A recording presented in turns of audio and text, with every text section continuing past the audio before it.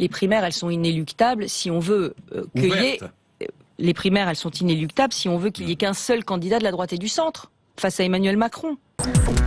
Quand la Chine investit 300 milliards sur les énergies renouvelables, j'aimerais qu'Emmanuel Macron fasse autre chose que de vouloir vendre encore du nucléaire, du nucléaire et du nucléaire. Julien Drey est un ami, sympathique d'être avec lui, il est intelligent. Qu'est-ce que c'est que la social-démocratie maintenant? Il a fallu 30 ans pour prononcer ce mot en France. On avait peur, c'était une trahison. Enfin, c'est fini l'union de la gauche, c'est fini les communistes.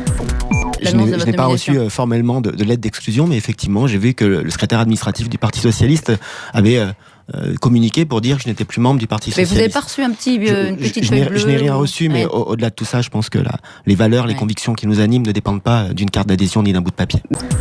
Situation, c'est-à-dire que si on est la même famille politique, c'est qu'on a des choses en commun. Sinon, on la quitte. Et je pense que si Christian Estrosi reste dans notre famille politique, c'est parce que nous partageons effectivement un certain nombre de choses.